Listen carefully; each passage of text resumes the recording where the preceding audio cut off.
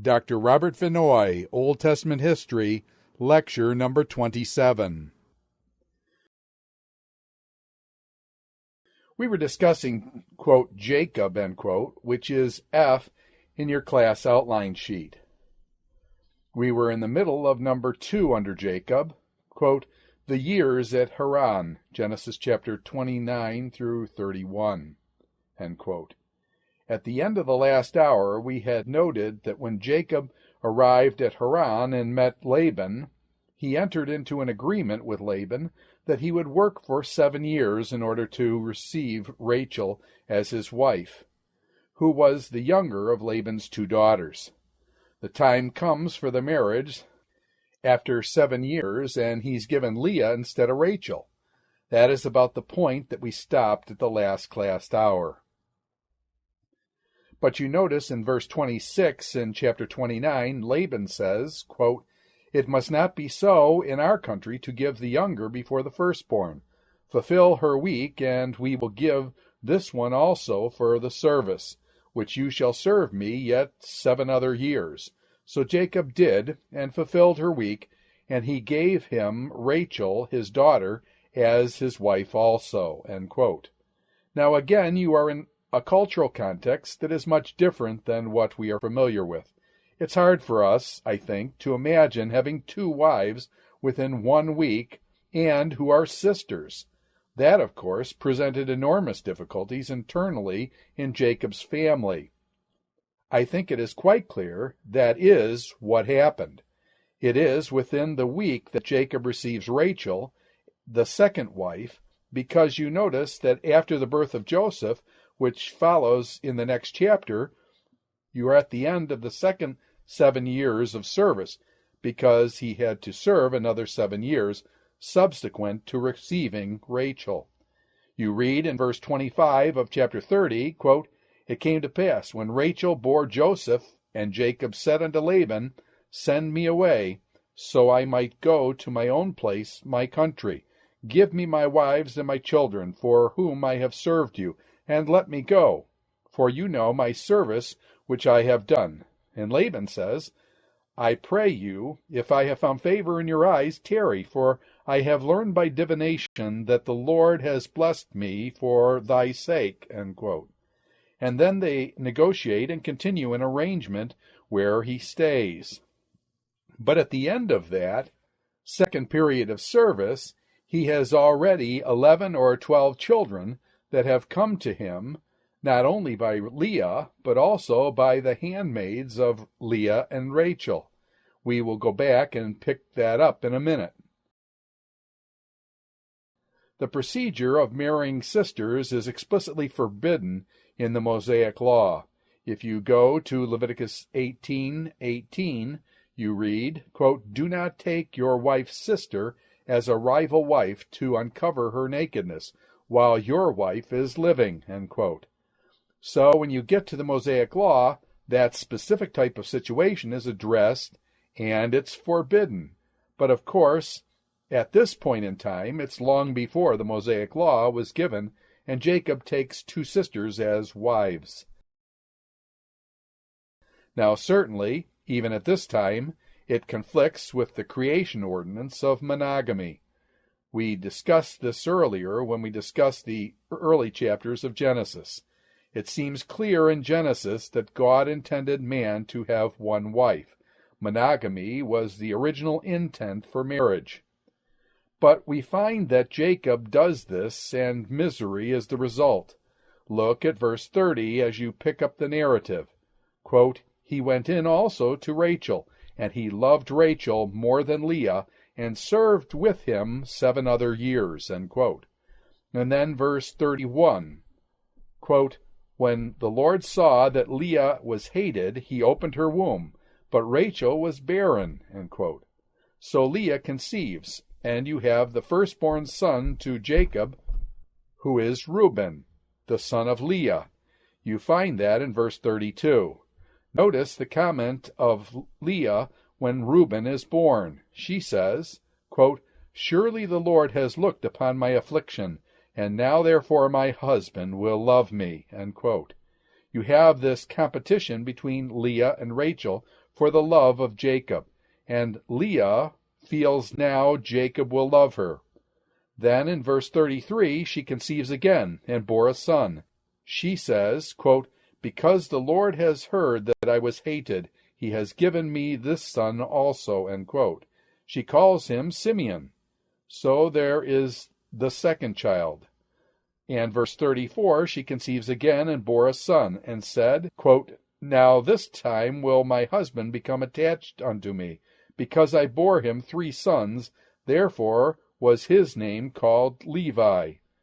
And she conceived again and bore a son, and says, now I praise the Lord. Therefore she called her son Judah, end quote. But there are 4 sons born to Leah, and Rachel is still barren. With the connections with the birth of these sons, it becomes very clear there is a struggle going on between Rachel and Leah for the love of Jacob. The next strategy of Rachel to overcome her barrenness is to give her handmaid to Jacob, much as Sarah did with Hagar to Abraham. So you read in the early part of chapter 30, quote, when Rachel saw she bore Jacob no children, Rachel envied her sister, end quote. You still have this competition. Quote, and said unto Jacob, give me children, or else I die. Jacob's anger was kindled, and said, am I in God's stead, who has withheld from you the fruit of the womb? End quote. So then she says, quote, behold, my maid Bilhah, end quote, who went unto him. Bilhah conceives, and you have a 6th child born to Jacob, and that's Dan down in verse 6. Then in verse 7, Bilhah conceives again. Notice the comment of Rachel, then in verse 8, quote, with great wrestling I have wrestled with my sister, and have prevailed. And she called his name Naphtali, end quote, even though it wasn't her own direct seed, but was through her maiden. She feels a certain victory over Leah. Now when Leah saw that she had ceased and was barren, in verse 9, she takes Zilpah, her maid, and gives her to Jacob as his wife, and a 7th son, Gad, is born.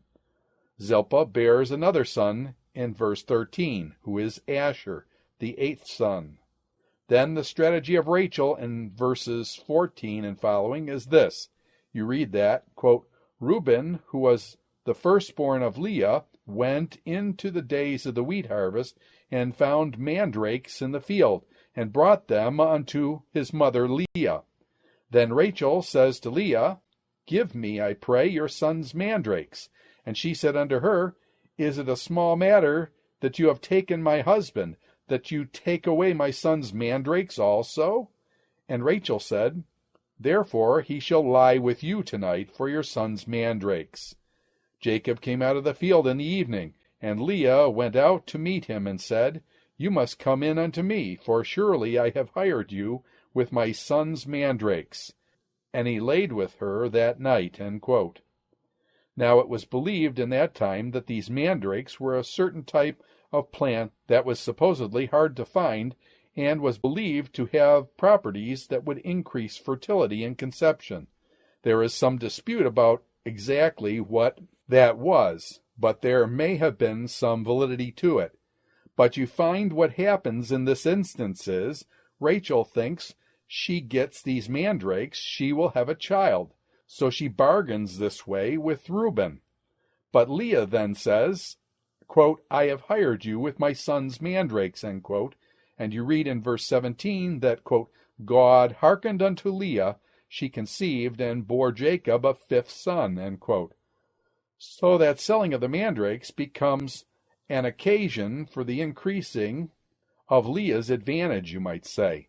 The thing that's clear through this whole narrative is the struggle between Leah and Rachel.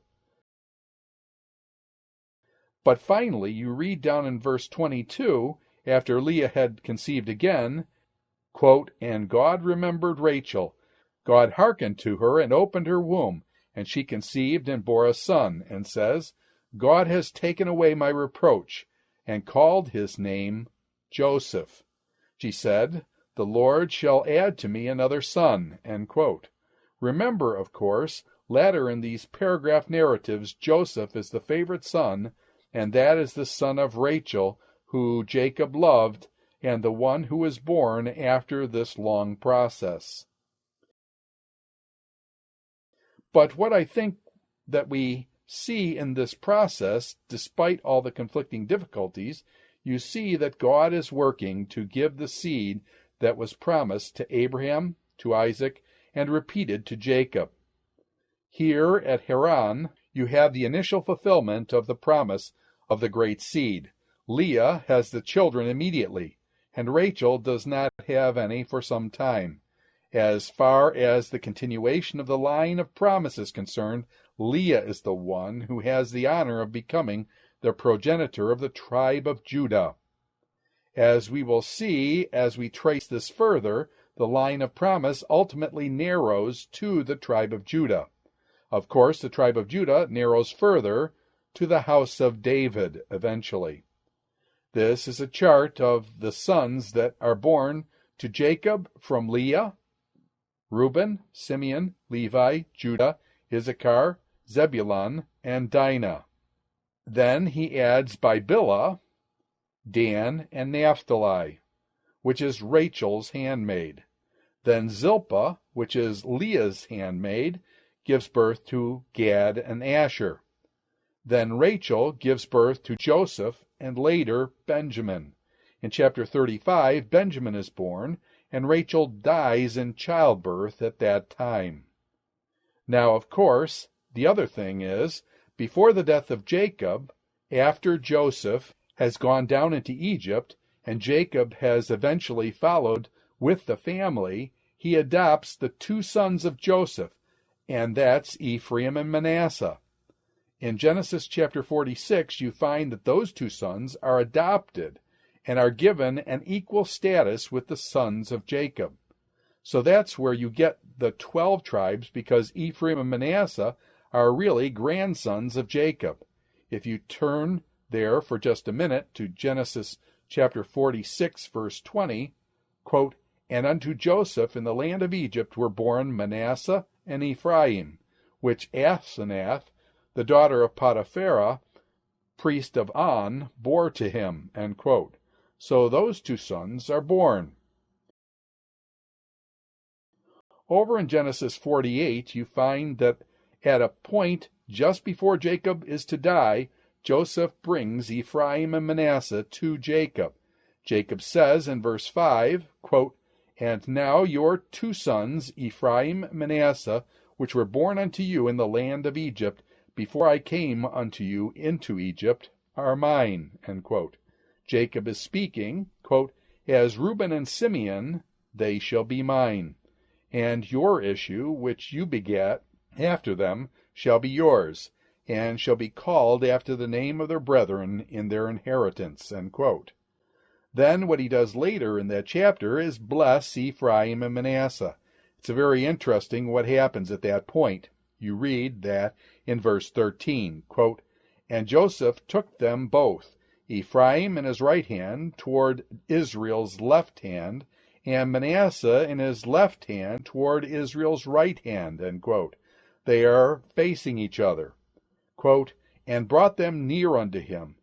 And Israel stretched out his right hand and laid it upon Ephraim's head, who was the younger, and his left hand upon Manasseh's head, guiding his hands knowingly, for Manasseh was the firstborn," end quote. In other words, Joseph arranged it so that the right hand would go out and be on Manasseh, and his left hand on Ephraim. And what Jacob does is crosses his arms and does it the other way.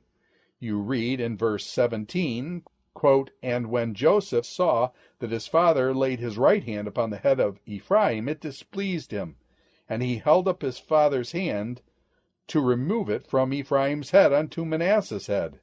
And Joseph said unto his father, Not so, my father, for this is the firstborn. Put thy right hand upon his head. And his father refused and said, I know it.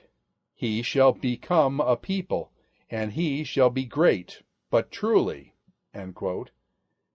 you get this principle that we see time and time again. Quote, his younger brother will be greater than he, and his seed shall become a multitude of nations. And he blessed them that day, saying, in you shall Israel bless, saying, God make you as Ephraim and as Manasseh. And he set Ephraim before Manasseh. End quote. So he really gave Ephraim the right of the firstborn. He was going to be greater than his brother, even though he was the secondborn. Of course, you see that in later history of Israel.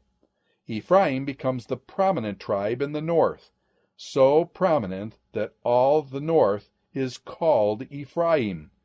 But Ephraim and Manasseh then are ultimately included in the children of Jacob. That means Jacob adopts them as his own children.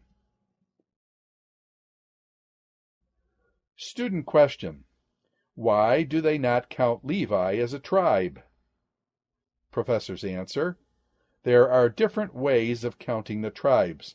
The thing to remember is that Levi did not get a portion of the land. The land was divided up by Joshua. The land was divided into 12 tribes.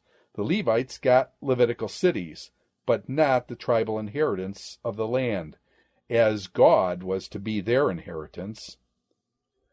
Student question: yeah, but if you look at Revelation, you have the 12 apostles. What will be the 12 tribe? Will it be Joseph or Levi? Professor: it's hard to say. Often in the numerations that you find in later times, Simeon sort of seems to get absorbed into Judah in the south and almost disappears. Whether that is part of the answer to your question is hard to say. It depends on how you count them. They can be counted in different ways, but the 12 tribes that receive inheritance do not include Levi. Even in Scripture, when it speaks of the 12 tribes, you get differences in the way they numerate them later. I can't trace that out, but you find that in later references. It is also the time of the division between the north and the south. There are 10 tribes in the north and 2 in the south. And then you try to list the 10 and the 2, and it becomes complicated. Benjamin seems to be the south, and Judah is in the south. What do you do then with Simeon? Maybe Simeon is absorbed into Judah at that point. Then it doesn't really count. That's what some people think. But it is true. You have 13 altogether, counting Levi, and the addition of Ephraim and Manasseh, Joseph's sons. To get back to Jacob at Haran, after the birth of these sons, it's described in chapter 30, we find that Jacob agrees to stay longer with Laban. Over a period of time, he increases his possessions a great deal. That begins to lead to trouble with Laban's household. Then the Lord tells Jacob to leave. In chapter 31, verse 11, you read, quote, and the angel of the Lord spoke unto me in a dream, saying, Jacob. And I said, Here am I. And he said, Lift up now your eyes, and see all the rams which leap upon the cattle are ring-straked, speckled, and spotted. For I have seen all that Laban doeth unto you. I am the God of Bethel, where you anointed the pillar, and where you vowed a vow unto me. Now arise, get out of this land, and return unto the land of your kindred. End quote. So the Lord tells Jacob to return, and he speaks to his wives about that, and they agree. When Laban goes away to Padan Aram, some distance away, Jacob gathers his family and possessions and, without telling Laban, packs up and leaves.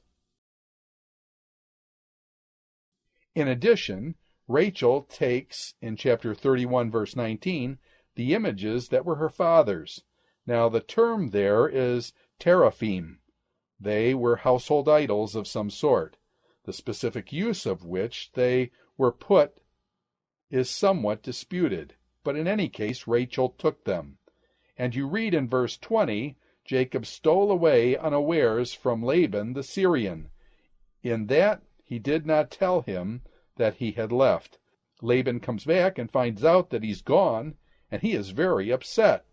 He sets out after Jacob, and it seems that he is particularly upset because he's missing these household idols.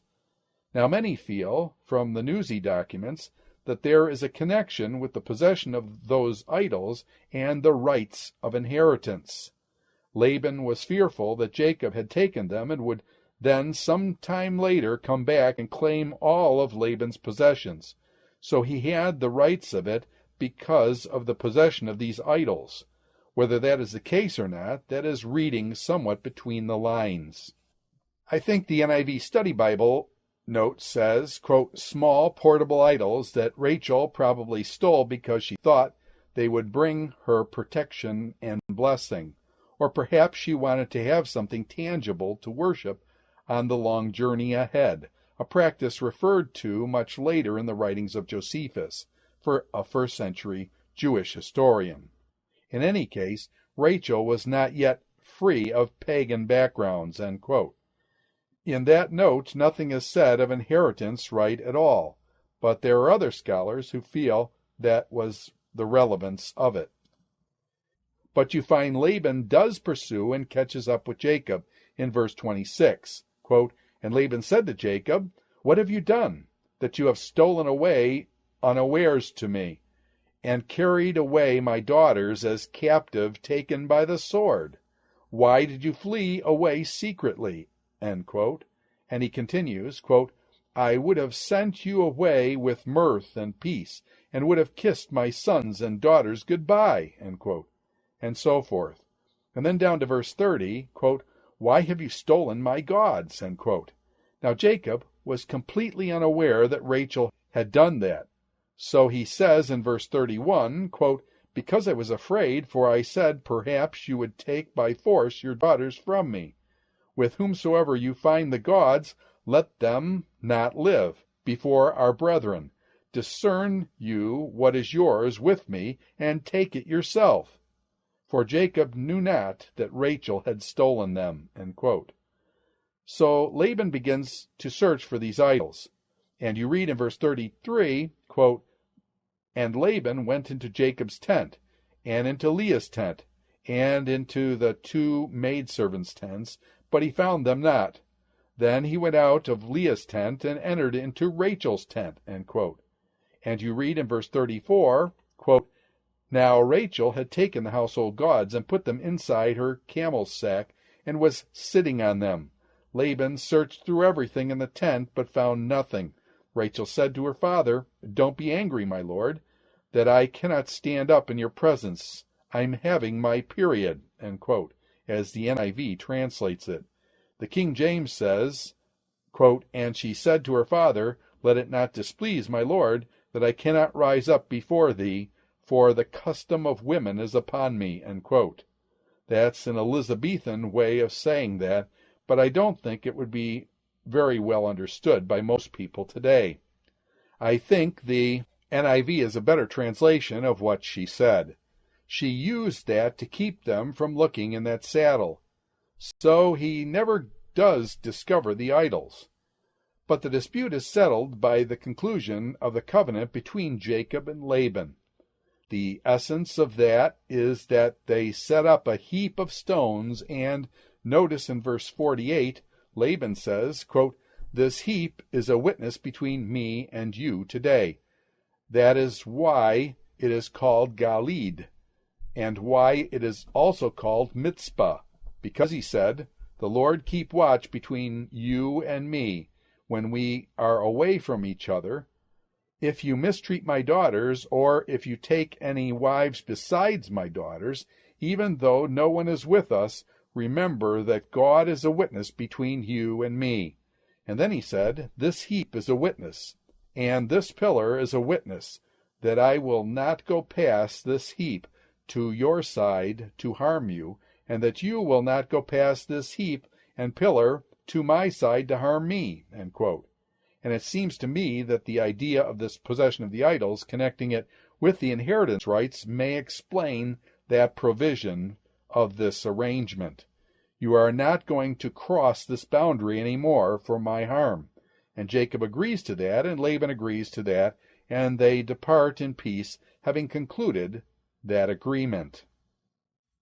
Now, just one comment on verse 49, which is sometimes called Jacob's blessing or benediction. It is called mitzvah because he said, quote, "May the Lord keep watch between you and me when we are away from each other," end quote. You often see that verse quoted in a very positive way.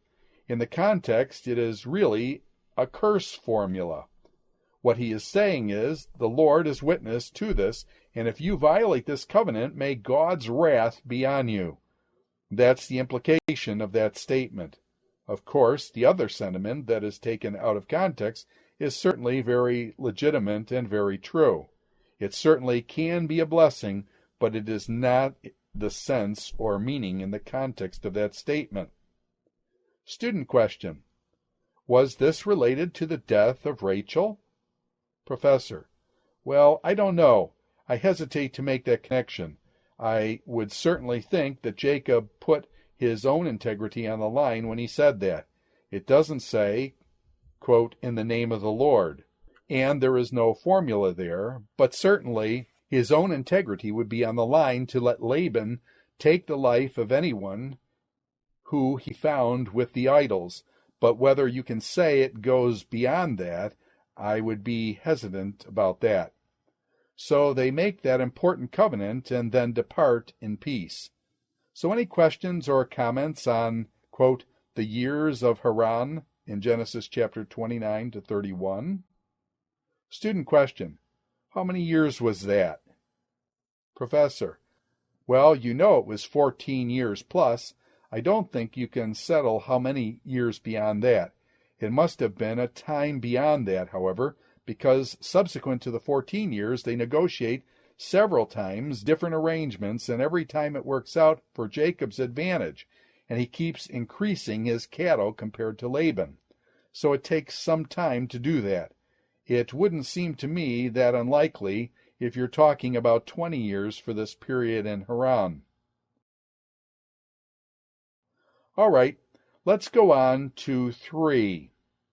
Quote, Jacob and Peniel, Genesis chapter 32, end quote. I think up to this point we have seen that God has blessed Jacob in spite of his character and in spite of his sin.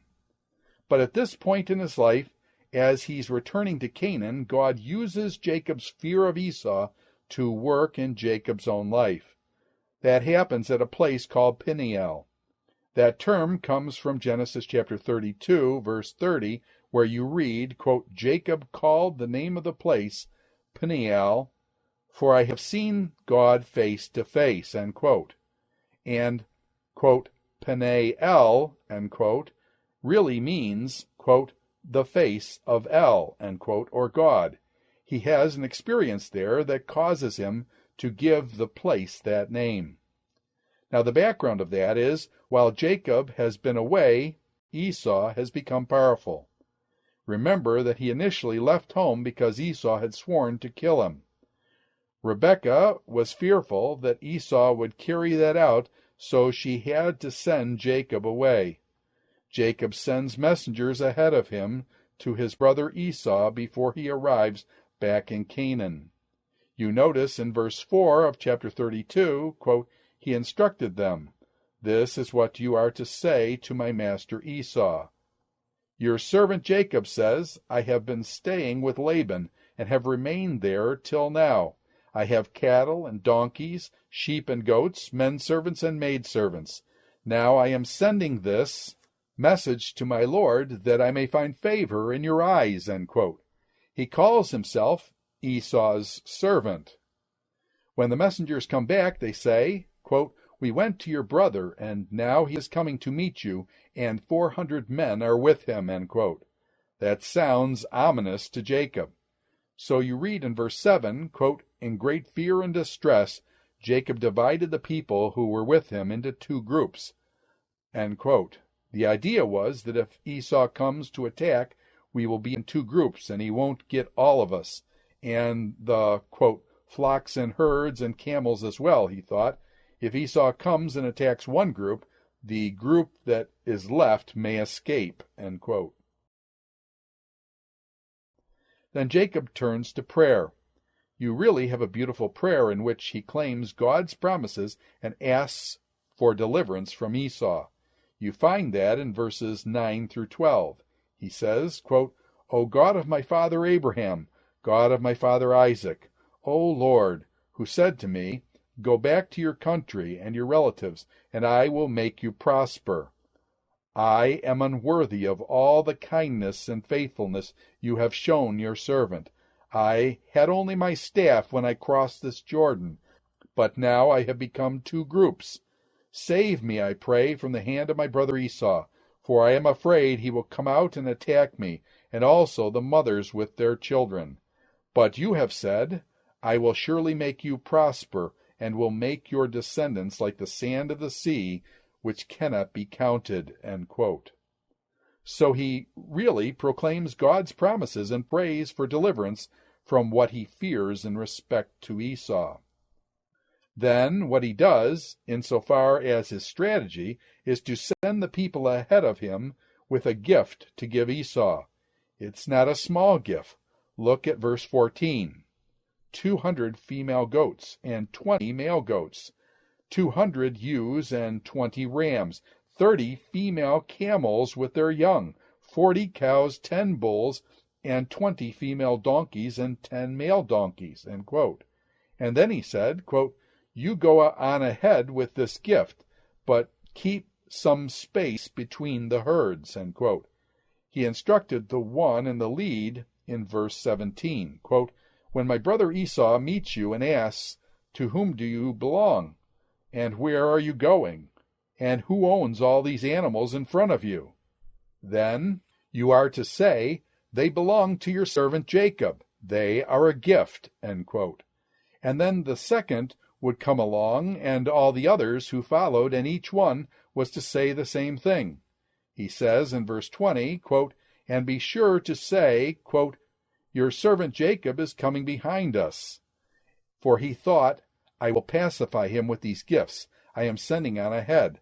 Perhaps he will receive me. End quote. So he sent them on ahead, and then in verse 22 you read, quote, Jacob got up and took his 2 wives, his 2 maidservants, and his 11 sons, and crossed the ford of Jabbok, after he sent them across with all his possessions with them, and he was left alone. End quote. There you get this rather mysterious incident in which Jacob wrestles with the angel of the Lord and pleads with the Lord for a blessing. In the course of that, his name is changed from Jacob to Israel. You read that, quote, He wrestled with him till daybreak. When the man saw that he could not overpower him, he touched the socket of Jacob's hip, so that his hip was wrenched, as he wrestled with the man. Then the man said, Let me go, for it is daybreak. But Jacob replied, I will not let you go unless you bless me. The man asked him, What is your name? Jacob, he answered. Then the man said, Your name will no longer be Jacob, but Israel, because you have struggled with God and with men and have overcome. Jacob said, Please tell me your name. But he replied, Why do you ask my name? Then he blessed him there. End quote. Now we know that Jacob understood that the one with whom he was wrestling was God himself, because in verse 30 he calls the place Peniel, saying, quote, It is because I saw God face to face, and yet my life was spared. End quote. Now he pleads with God for a blessing in that encounter. I think he does that, as it is clear in his prayer, on the basis of God's promise. What's the significance of this experience? In Steiger's commentary on Genesis, it's on your bibliography, page 14, about the middle of the page, Steiger says, up to this point, Jacob has devised strategies for appeasing Esau and returning to the land of promise. But now, just as he is about to cross the Jabbok to enter the land, he is prevented by the Lord himself. Steiger understands this significance as, quote, the Lord is showing him who is the rightful owner of the land and the true giver of the land. He is brought to the place where he realizes he cannot enter the land with his own strength, and is to receive it only how God gives it to him according to his promises." End quote. So Jacob receives it by asking, not by might or by craftiness. Leopold says that, quote, "Jacob is brought to the point where human device is carnal and human ingenuity is no longer equal to the needs that have arisen. His own cleverness, which he so largely leaned on in the past, proves inadequate. Jacob has only the Lord left in this extremity, and he learns in faith, though it cost him a hard struggle, to cast himself wholly on God's mercy alone. But to do so cost an agony of prayer that leaves its mark upon the man." End quote. Now it seems to me they both touch upon the heart of the issue here. Jacob is brought at this point to receive that he is to receive these promises as God gives it in faith, not by his own strategies and ways of trying to bring to pass for self. So his name is changed from, quote, "Jacob," end quote, which may come from the root of akkad in Hebrew, which means, quote, "to deceive," end quote. It changed from Jacob to Israel. That comes from Sarah and El. The name signifies, quote, "he who contends with God," end quote. I think in the context the idea is he who contends with God in so doing realizes that the promises of God are sure. He can't enter the land in his own strength, but he needs to trust in the Lord and his promises, not his own devices. So his name is changed to Israel. I think the heart of it is in verse 26, when Jacob says, quote, "I won't let you go unless you bless me," end quote. I think he realized in the context of this encounter that he was wrestling with God, and the only way he could go back into the land was if God would fulfill his promises and bless him by his grace. It is a hard narrative. It is a very mysterious thing to know exactly what is going on, but it seems to me that is what comes close to it. He was touched in his hip, and that became a permanent disability to Jacob. You could say maybe another way would have been more significant. I think Jacob realizes in the context that he needs God's help, and he is not going to let God go unless he receives the blessing. In Hosea chapter 12, verses 3 through 4, there is an allusion to this event. Hosea chapter 12, verses 3 and 4 says, quote, "Of Jacob in the womb he grabs his brother's heel and wrestled with God. He struggled with the angel and overcame him. He wept and begged for his favor." End quote. So he struggled with God and begged for God's favor, even though he did overcome him. I think that is a hard thing to say with any certainty one way or the other. A lot of people speak of the incidents of Abraham with Isaac and here with Jacob as Christophanies instead of theophany in the more broad general manifestation of God. These are made equivalent to pre-incarnate manifestations, but it's hard to pin that down. Let's see. You are at chapter 32. In other words, I would not be too sure of that. How close do you connect verse 2 with what is said in verse 1? Quote, "Jacob went on his way and saw the angels of God, and when Jacob saw them, he named that place Mahanaim." End quote. Then you read that Jacob sent messengers to his brother Esau. It means 2 camps. Well, I am looking at the NIV study notes here, and we don't have that here. It relates to what precedes and not what follows. In other words, Mahanaim is located in Gilead, east of the Jordan, north of the Jabbok. 2 camps have just met in hostility, Laban and Jacob, and separated in peace. 2 camps were about to meet in hostility, Jacob thought, and separate in peace.